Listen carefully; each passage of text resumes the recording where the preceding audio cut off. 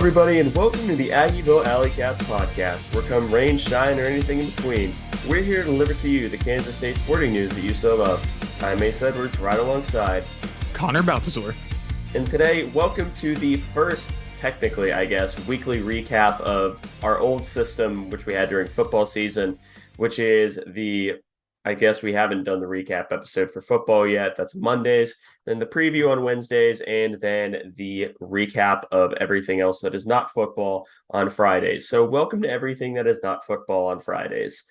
So basically what we're going to go just from top to bottom, we're going to start with soccer and then cover a little bit of volleyball and then, of course, the wacky segment of the week. But before all of that, not sure if you know, but we actually, on our official Aggieville Alleycat merch store, we have a sale going on, a $5 off sale if you use the code KOFFACATS, all capital, one word. That is KOFFACATS on AggievilleAlleycats.creator-spring.com, where you can find such designs as the Jerome Tang and Jareem Dowling approved t-shirt Doomtang Clan, Play Sandstorm Cowards, Neon Alleycats, alongside a myriad of other designs. You can order all of these and get $5 off your purchase. Again, that is Aggieville-Alleycats.creator-spring.com and use code KOFFACATS. That's KOFFACATS to get $5 off your order. And like we said, Doomtang Clan is verifiably, Jerome Tang and Jareem Dowling approved. So you kind of have to get one. It was good enough for Jareem's story, which I think that means it's good enough for anybody. Yeah, and Jerome Tang said he thought he found the name of the student section with that shirt. So, well, there you go. More reason than ever to get yourself a Doomtang Clan shirt or a Neon Alleycats hoodie, which is my personal favorite item that we've had so far. Absolutely. And if you do end up ordering something, please be sure to tag us on Twitter so we can give you a retweet and a follow. But let's move into the actual news of the week, starting off with women's soccer. There are two games that we have to talk about because we accidentally kind of sort of covered University of Texas Rio Grande Valley on last week's episode with Ethan Brown. Go listen to that if you haven't.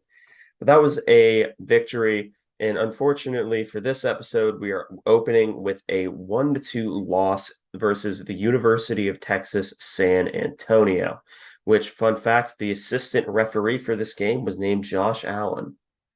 Not the Jaguars' Josh Allen, not the Buffalo Bills' Josh Allen, just Josh Allen. Josh Allen. The third Josh Allen, the mystery Josh Allen, if you will. Yeah, but this game took place down in San Antonio. And unfortunately, like I said before, it was a loss. We can kind of I'll take the scoring summary if you want to take the team stats, if that's all right. Good by me. The first score was by UTSA. The Roadrunners struck first by Kieran Singh, which was a goal at the 6th minute. Then K-State knotted it up in the 57th minute with 48 seconds into it, with Kyler Goings scoring with an assist by Kaylee Thornhill.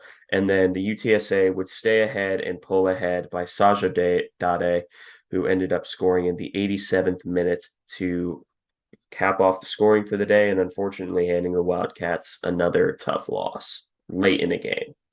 Yeah, that's what stings here is you could have at least shared points here. I mean, ideally against UTSA, non-power 5. Again, I don't know how great they are. My women's soccer knowledge is pretty limited, but you're still hoping you can come away with a victory there. But even then, like, getting points is good, but giving up the loss late in the match, that's what really hurts there. So it's another match where it feels like we've dropped points, like Northern Colorado, where we kind of fell apart late in that one. I wasn't able to watch this, but I'd imagined it was probably a fairly similar outcome, honestly. But yeah, another tough result for the Soccer Cats. I'll go ahead and get into stats now. K-State was outshot pretty heavily in the first half, 7 shots to just 2 for K-State. And the second half, it was a bit more even, 8 shots for UTSA, 6 for K-State. All in all in the game, that made it 15 shots for UTSA, 5 on target. And then for K-State, they had 8 shots, but only one of them was on target, and that was a goal. 3 saves for K-State. K-State had 4 corner kicks to UTSA's 2. They were pretty even, and fouls 15 for K-State, 13 for UTSA. And then a few yellow cards were issued, 2 to K-State players, and then 1 to a UTSA player fairly late in the match. But again, another painful loss. This is a team that they really need to turn the corner sooner rather than later, because it's going to be a very, very, very difficult road through the Big 12 if they're not going to be able to hold a 1-goal lead in the final 10 minutes, because K-State's not finished higher than 9th, so last place in their entire existence. So they're gonna have to find a way to string some wins together. Yeah.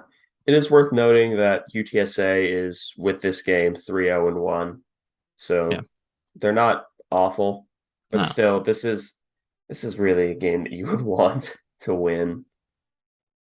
Yeah, exactly right. I mean, obviously you don't pick a game that you want to lose, but still, it'd be nice to get a little bit of momentum. But you have anything else to say about that before we move on to the next game? Um, I don't think so. I'm looking through UTSA's like past records. They went 10-5-4 last year, but didn't make the NCAA tournament. But further back than that, I mean, in just a couple of years, they're an okay team, pretty much, it seems like, for their level of competition. So this should have been a winnable game, for K-State in theory, at least. But again, they kind of let the point slip away here at the end again, which is frustrating because there are exciting pieces on this team. But it just hasn't quite come together yet. Jasmine Brown, the true freshman defender, I felt like she played really well in the bit of action I've been able to watch. So I don't know. I don't know what it needs from here. But yeah, a frustrating road loss. Yeah. Luckily, K-State got on back on track versus Weber State. It was a 1-0 victory in favor of your Kansas State Wildcats. And the lone goal was scored by Melissa Weichel in the 43rd minute of the game. That would be all of the scoring that was done for the duration of this game. It's worth noting that K-State went into this game 1-2-1. Weber State went in 0-3-0. So K-State moves to 2-2-1. Weber State moves to 0-4. Yeah. So Weber State not a great team, and that does kind of reflect itself in the statistics. But then again, this game is probably a little bit closer than it should have been. K-State does not. They have a much better second half than they did first half. First half, they get 3 shots to 5 from Weber State, but they dominate the second half, at least offensively. 10 shots to just 2 for Weber State, putting them with 13 shots in the game. 4 on target, 7 for Weber State, 2 on target. Saves are about equal. I mean, it's just shots that were on target that didn't go in. And then corner kicks, K-State had 6, Weber State had 3. Clear that we got more aggressive in the second half when you have 5 corner kicks or just 1 in the second half for Weber State. And then fouls were even throughout the game, 12 each. A couple of yellow cards for Weber State. But yeah, it's a little concerning. Only a 1-0 margin, but then again, that doesn't always tell the whole story. Clearly the second half was better here for K-State. It clearly came out with a better strategy in the second half, at least offensively. And then defensively as well, they limited Weber State's shot attempts. They limited their corner kick attempts as well. And then K-State seriously increased both of those statistics. They had more shots and they had more corner kicks in the second half than they did in the first. So they figured something out in the second half. But this is the sort of game where you'd really like to see them get a complete game in. But unfortunately, they did not. But they still win. They still take the points. So I won't be too negative about that. But it was goal for Maddie Weichel. Despite being here or having a pretty good season last year, I think that was her first on the year. Because she's been moved around a little bit, it seems like. And then also I did see on the K-State soccer Twitter that the goal that she scored was the 100th goal in program history. So cool Save the ball, fact. I guess. Yeah, keep the ball, sign it. I'm not really sure what you do in that circumstance, but yeah. Don't really have much else to add um on this game other than a win is a win. Puts the team back at 2-2-1. Uh, Worse places to be than that, I Yeah. suppose. But we'll get a true test of where they're at here in the coming weeks, I think.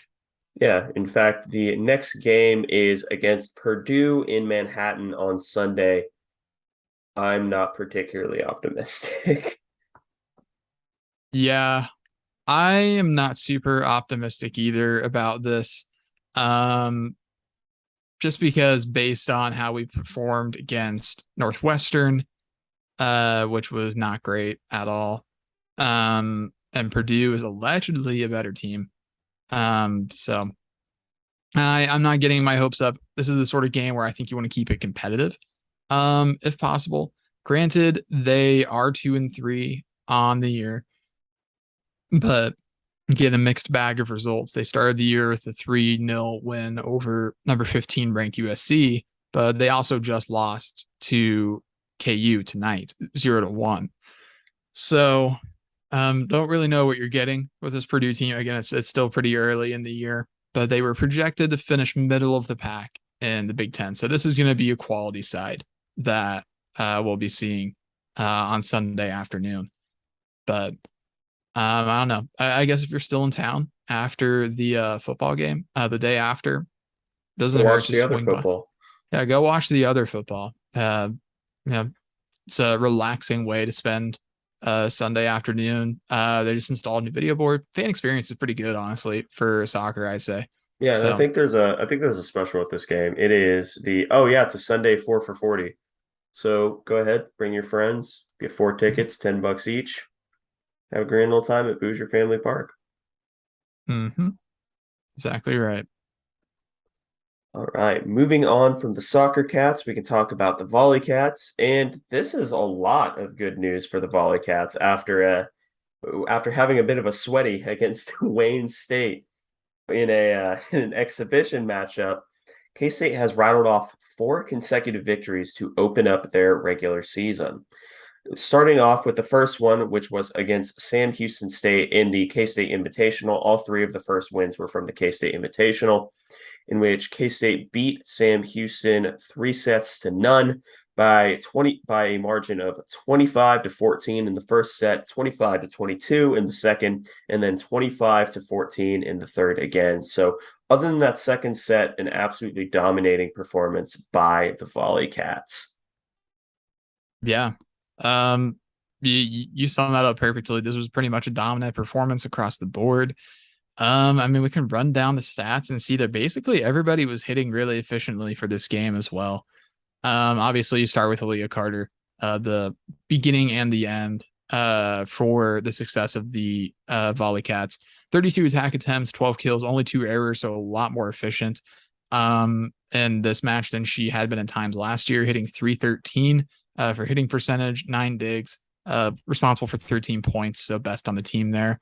But then again, we also have to keep our eyes on the player playing opposite side of court of as her, Elena Baca, who is a transfer in from St. Mary's, I'm pretty sure. I think it's St. Uh, Mary's. and don't Let shoot the me messenger check. if I'm wrong on that. But she also hit really well at St. a higher Mary's, you're right. at a higher Sorry. percent. That's okay. A higher percentage than Aaliyah Carter. 24 attempts, 10 kills, only 2 errors again, hitting 333. Really, really good average there. And then 2 service aces, 2 errors, a lot of service errors for this Volley Cat squad early on. 8 errors in this match, at least. Sydney Bolding again had a very efficient day attacking, 12 attack attempts, 6 kills, 0 errors. And Haley Warner, 11 attack attempts, 7 kills, 3 errors, hitting 354 there. Not much else to mention other than that. Mackenzie Morris had 14 digs, so nice performance at the libero position. I'm still learning volleyball. Yeah, I am I too. know libero is the one that wears The the special different shirt. colored shirt. Yeah. Yeah. So um yeah, all around really, really, really nice performance from the Volleycats in this game. So uh not not much to complain about or write home. Everybody really performed well. You go up and down the stat sheet. There's really no one that you can look at and point out as having had a bad match, I think. So, I mean, the most errors on the team would have been 3, and that would have been for Haley Warner, and she still had 7 kills and 11 attack attempts.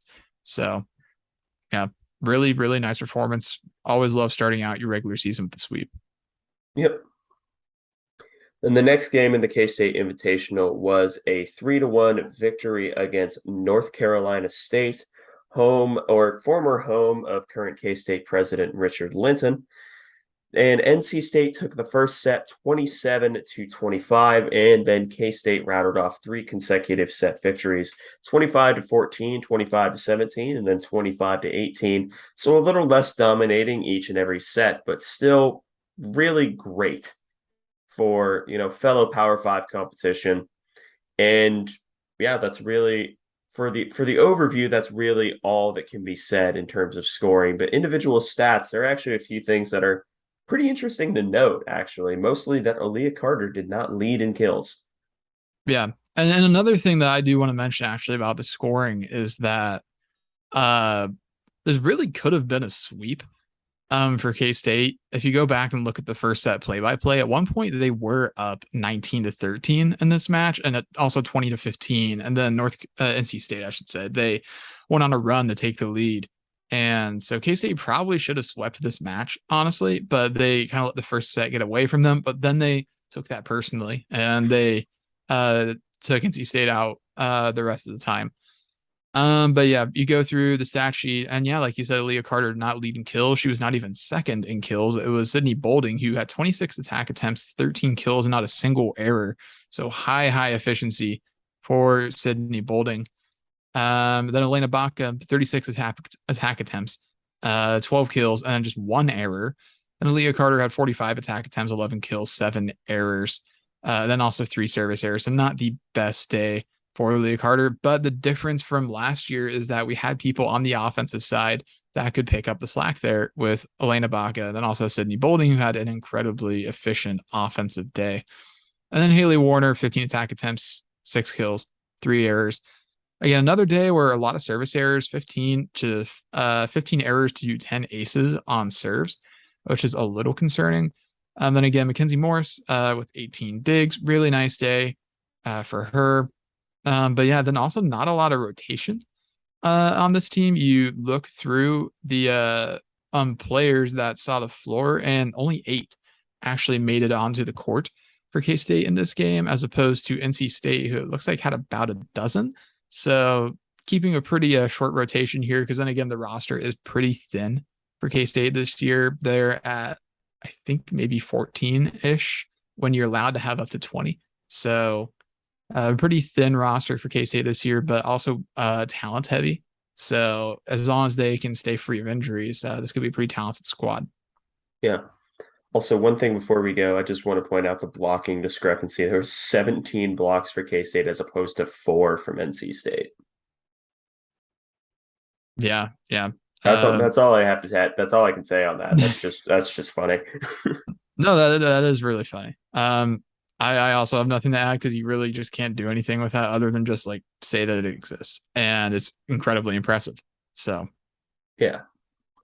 So the next game was up against Florida A&M, and this moved K-State to 3-0, which also happened to be the score of this match.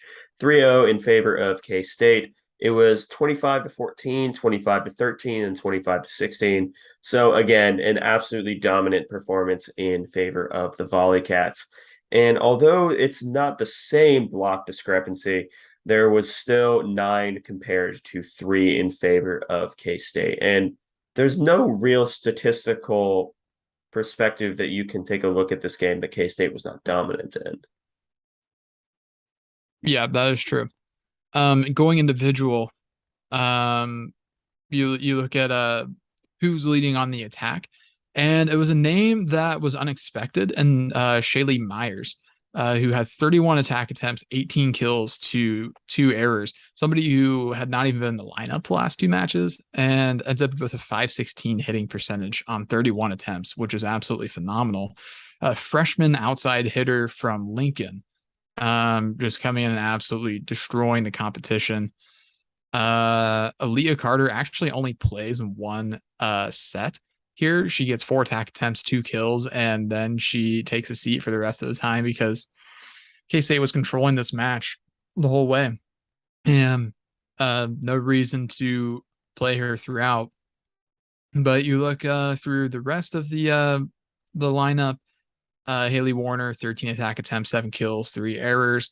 Elena Baca, not her greatest day, 16 attack attempts, 4 kills, 3 errors. Katie Fernholz, 9 attack attempts, 7 kills, hitting 778. Granted, a smaller sample size, but that is absolutely incredible numbers. Yeah, then Shaylee Myers leading the way there in the attack column, 22.5 points. Pretty phenomenal showing for the freshman. Mackenzie Morris, 14 digs. Yet another really nice game.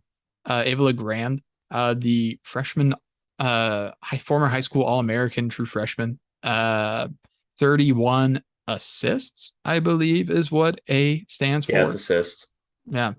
So really, really good numbers there. She had more than 25, more than anybody else had on the entire team.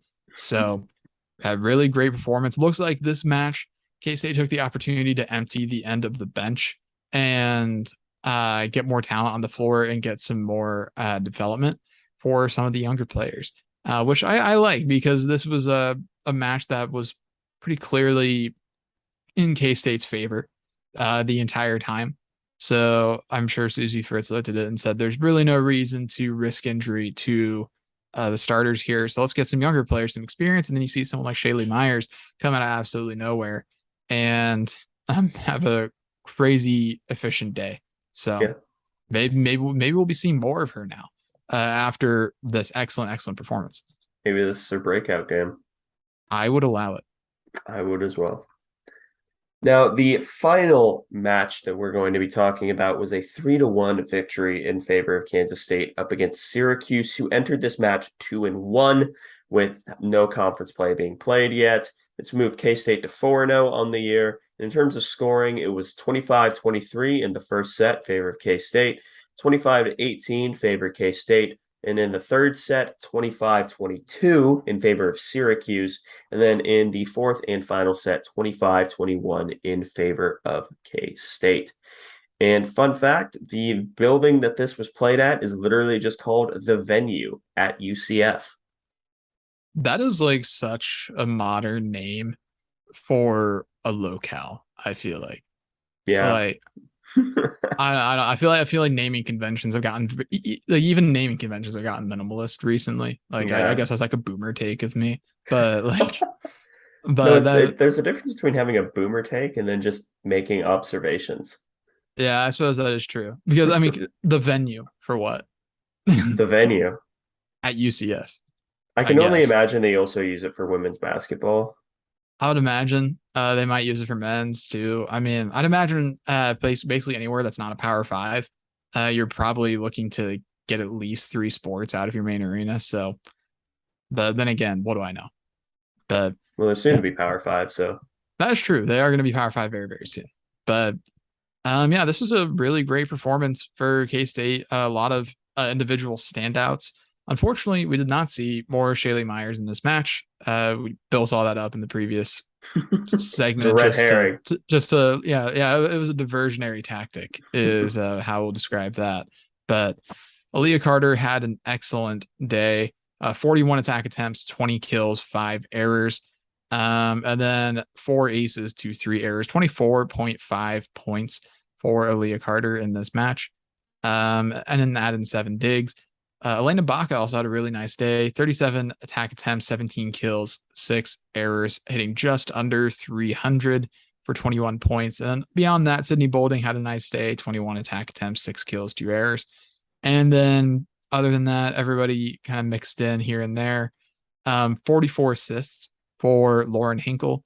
And then 17 digs for Mackenzie Moore. So we're seeing a lot more of the main rotation in this game. And then also another notable fact here is that service errors were significantly cut down here, because the first few matches, K-State's service errors were outnumbering their service aces, sometimes by a wide margin. Here, K-State more than doubles their service aces to service errors. Fair to say what they focused on in practice this week, I would say. 11 service aces to just 5 errors. 3 of those errors coming from Leah Carter before those aces coming from Leah Carter. So, all in all, you're going to take a victory against a Power 5 any day. Building that tournament resume, getting out of conference Power 5 wins is nice. And looking impressive while doing it helps as well, because Leah Carter had an absolutely dominant performance in this game. I mean, 41 attack attempts and 20 kills, just 5 errors. Pretty good for Leah Carter, who's building one of the better volleyball careers that anybody at K-State has ever had, given how she's pretty much been this good since she's gotten here. Yeah. But now she has the supporting cast developed around her to truly grow and become that special player that I think people have been waiting on. And I mean, there's no reason that at some point she couldn't become the Ayoka Lee of volleyball, basically, where she's the person that's getting players in the door. I'm not saying she's going to be like as special as Ayoka Lee. That's not what I'm insinuating, but I'm saying she's the act that gets spectators in the door. Kind of like Ayoka Lee with basketball, where I mean, this past season, Ayoka Lee was the draw most of the time for the women's basketball team. Unfortunately, not the case this year. But yeah, an absolute shame. But maybe Aaliyah Carter can draw more people in, as well as next year when they have their own facility. Allegedly, it will be open next year. We shall see. Yeah. I forgot to mention that this was actually part of a 3-game tournament, which is the UCF Challenge. It seems like whenever they run out of names, they just call things challenges. So the other 2 games or matches, sorry, in the challenge are up against North Florida on Friday and a UCF itself on Saturday. So that pretty much wraps up the Volleycats. And, we didn't really get a chance to talk about them at all, mostly because we don't pretend to really know what we're talking about with volleyball. But starting off undefeated, I don't feel like there's a world where that can be viewed as a bad or even a neutral thing. I think starting off undefeated, no matter who your schedule has been, even though it does include 2 Power 5s, I think that's awesome. Starting off 4-0. Yeah, no doubt, especially because I think there was a lot of doubt kind of surrounding after, at least for you and I, after they seemingly really struggled in their exhibition match. But they end up figuring things out seemingly. But yeah, they do have some more Power 5s coming up as well on the schedule. We already mentioned UCF. I'll count them as Power 5 just for our purposes. But they also have Missouri. It fits my narrative. Yeah, it fits my narrative, so I'm going to say UCF. Then Mizzou, they have Mizzou coming up. They're coming to Manhattan the Wednesday before the Mizzou football game. And then they head to Chicago to play in a Loyola Chicago tournament, and they're going to play Rutgers there. And then they get through some more like group of 5 mid-major schools before getting into conference play, and they start with KU at home towards the end of September. But it's a fun out of conference slate. It's probably not as grueling as it was last year, because I remember they had like number 5 Nebraska really early in the slate last year. They played them pretty well. Yeah, they played them close, but still lost. Yes, but yeah, really nice start to the year for volleyball. Better start than I anticipated. This is the sort of out of conference that you're gonna have to win about every game that you're playing, really. Just because, like we said, the competition isn't quite as great as it was last year out of conference. I think that is ultimately why they made the NCAA tournament last year, is because their RPI was really high, because the Big 12 was really good and their out of conference schedule was also really good. Yeah. But none of the Power 5s that they've played yet have been phenomenal opponents. Mizzou is currently 1-2. The other schools were kind of hovering around 500 as well. So they're not adding a ton there, but Rutgers, they'll be playing them soon. They are 3-0 against fairly limited competition. I mean, this will all shake itself out by year end, but just I don't know. I'm gonna be keeping my eye on how they're performing down the stretch. Yeah, I agree. So that pretty much wraps up the recap segment. And before we get to the wacky segment of the week, remember we do have the $5 off sale on the official Aggieville Alleycats merch store using code KOFFACATS, KOFFACATS on AggievilleAlleycats.creator-spring.com. So go ahead and grab yourself designs from t-shirts, stickers, hoodies. We wanted coasters, but they don't have them. To crew necks if you're a crew neck cat kind of guy, such as our good friend Nathan Insero. But shout out crew neck cats. Go check him out. He does great stuff, even though he's on vacation in Italy right now. So, but now we can get into the wacky segment of the week. And this is one of those where we're going to have to separate it into wacky news and wacky question. Now, the wacky news isn't necessarily wacky news. It's just the backyard brawl just happened. It was insane. That's all I can say. That was so much fun, and every year I know how much I miss college football, and then I like will watch one of the early games, and then it really just finally manifests itself like how much I really did miss college football.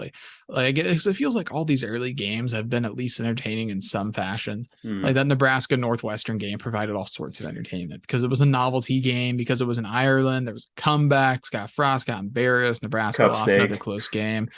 All sorts of like fun narratives there. Cup snake. Yeah, exactly. Then yeah, backyard brawl was incredible. Great game. Back and forth the whole way. Long historic rivalry. I've been looking forward to this one for a while. I think I had it on my bucket list for Bosco's Boys. I think we did our own Bosco or our own. Yeah, we did our own list. like college football road trip. Yeah, and I think I had them as my week one. I think you and I agreed on that. Yeah, which we would have made a great choice because that game was absolutely phenomenal. And and then there was also several other interesting games on, like Oklahoma State somehow getting into like an almost shootout with Central Michigan, where like I mean Oklahoma State led that game by like 35 at one point, ended up being like a 2-touchdown game by the end, and Central Michigan nearly got an onside kick late. They got the ball back too, and they almost got a first down on what should have been a defensive pass interference on Oklahoma State. I haven't kept up with it because we've been recording, but last check, the Penn State Purdue game, Purdue got a big pick six to take the lead with like 8 minutes to go. it's almost certainly over. I can check the score. It's got to be over by this point. But again, that was another really entertaining game. Gus Johnson on the call. Penn State won 35-31. That's a shame. K-State man fuming right now. Could happen to anybody, truly. But I don't know. Really entertaining night. I'm really happy that college football is back because it makes me even more excited for K-State football being back as well. Because I cannot wait to be there for the first game, which is, if not already, it basically is a sellout at this point. Because I think the only seats that aren't sold out are East Club. Yeah, I went East Club. I went and checked on the ticketing website for K-State, and at least from them, the primary vendor, they said all that's left is East Club, scattered singles, and standing room, and which is really encouraging to hear that numbers are going back up. There's been rumblings that student ticket sales are much higher than they've been the last few years, which is also really encouraging because I don't think anybody expected that. No. And I certainly did not. I really wish I was still K-State undergrad this year, because this is going to be a really fun year to be on campus, I think, because there's going to be a lot of excitement around the teams and the universities looking up too.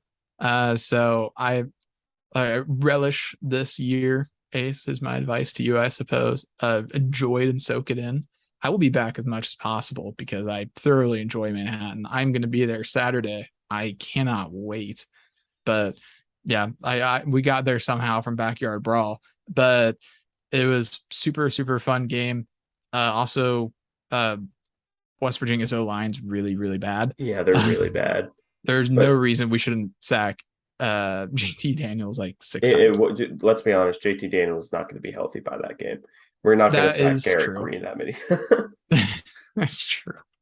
But the main thing that I wanted to say here is don't let the fact that the final pass was a drop, don't let that distract you that Pitt was playing press man cover one on a 4th and 16.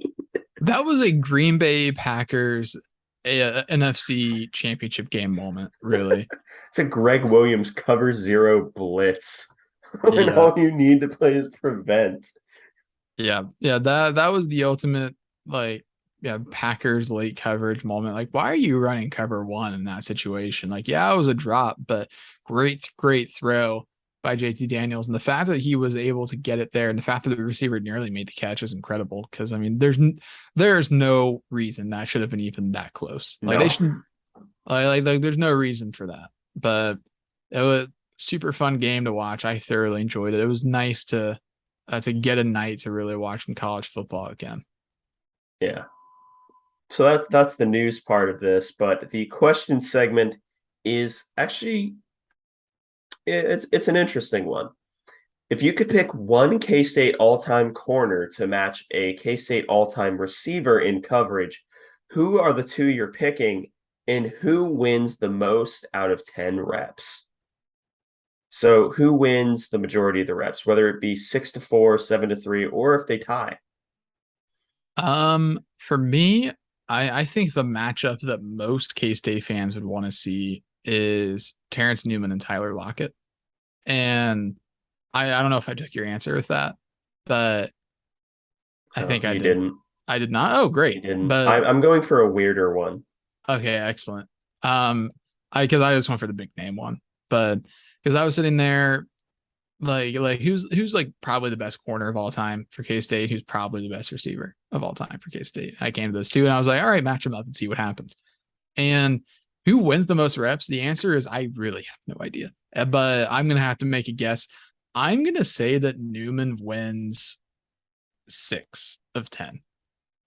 But I could the only reason I'm doing that is because I didn't want to do a push where they both get 5. Hmm. And I felt like that would have been like chickening out. I But don't think I don't think they would accept that either. I feel like they would no. go until like one They of would them probably won. they would do tiebreakers probably. But I truly feel like that would be like an almost 50-50 matchup because Lockett was known for his ability to shake off man coverage against elite man cover corners with ease. And Newman was just a phenomenal cover corner in every aspect. It was incredibly fast and athletic. So he was a really good matchup for Lockett. Even though he was undersized, it's not like Lockett's very big either. So size is not a very big advantage for either of them there either. So I think that'd be fascinating to watch. Yeah, I'm actually going to go in a somewhat different direction. It's going to be the battle of number twos who would be number ones on any other team. And that's going to be Echo Boydo against Curry Sexton. That is an interesting matchup. And I I think you go ahead. it, I don't know why I'm it, taking yours. I know the obvious one was Terrence Newman, Tyler Lockett, and I feel like a sleeper would have been Terrence Newman, Jordy Nelson, or maybe Julius and Jordy, but I ended up going with Echo and Curry predominantly because of that theme that they both just kind of got relegated to being the second one on the depth chart, despite the fact that on I think just about any other team, they probably would have been solid number ones. That being said, Echo probably wins 7-3 here, but that's just because I think Echo is ridiculous. You see, I agree, and I'd honestly go further. I think Echo goes 8-2 there Ooh. because there's a lot of debate on how good Curry Sexton was because there's great arguments for both. It's like the Daniel Sams, Jake Waters argument, but there's actual substance. And like the thing with Curry Sexton is that, yeah, he was a 1,000-yard receiver, and you can't be a 1,000-yard receiver without being at least somewhat good. And he was good. He was athletic. He made some really athletic catches. He was a great route runner. And all in all, was a good receiver. But on the other hand, Tyler Lockett was on the other side of the field, and Tyler Lockett was one of, if not the best receivers in college football the year that he was in his senior year. He was absolutely dominant. Nobody could stop him. If he wanted 200 yards, he would get 200 yards. And Curry Sexton was a beneficiary, whether he liked it or not, of the fact that defenses were bracketing Tyler Lockett to no avail. And Curry Sexton found himself with some advantageous coverage situations, to put it lightly, more than once because of that. And that's, again, not saying Curry Sexton's bad at all, because I think he was a good receiver. I think he gets underrated because of that. But I think it's a worthwhile factor to consider that there was more at play than Curry Sexton being good. A lot of his success may or may not have stemmed from Tyler Lockett existing at the same time that he did. So, but that's my logic for Echo there. But at the same time, if you assume it's like, is this like one-on-ones? Is It's this like one-on-one. One-on-ones that not, well, okay, it's Echo like 10 times. Like, assuming we're going out one-on-ones, Echo's not playing zone in a one-on-one. So until I see Echo lose a man coverage rep legitimately, then I'm just gonna Not assume he like on like a can't. pick route or anything or on a trick play. Yeah, or anything like that. So until I see him lose a man coverage rep, I'm gonna assume he's incapable of it. So It's impossible. Can't happen. mm-mm. But yeah, that pretty much wraps up this episode of the Aggieville Alleycats podcast. Thank you all so much for listening. If you want to contact the show, you can follow us on Twitter at Aggieville Alleycats. That's capital A, and capital C in cats. If you want to email us, we're AggieVilleAlleycats@gmail.com. If you want to follow us on a more personal note, I am at ACEdward00. I am at Connor Baltazar, capital C, capital B. And if you're looking to support the show financially, like we've mentioned before, you have the perfect opportunity to do so by going to the official Aggieville Alleycats merch store, which is linked in our Spotify bio as well as our Twitter bio, and using the discount code KOFFACATS, that's KOFFACATS on Aggieville-Alleycats.creator-spring.com. So you can go ahead and buy such designs as Doomtang Clan, Neon Alley Cats, and Play Sandstorm Cowards. But most importantly, thank you all for listening to this episode of the Aggieville Alleycats podcast. Where come rain, shine, or anything in between, we're here to deliver to you the Kansas State sporting news that you so love. Stay safe, Alleycats.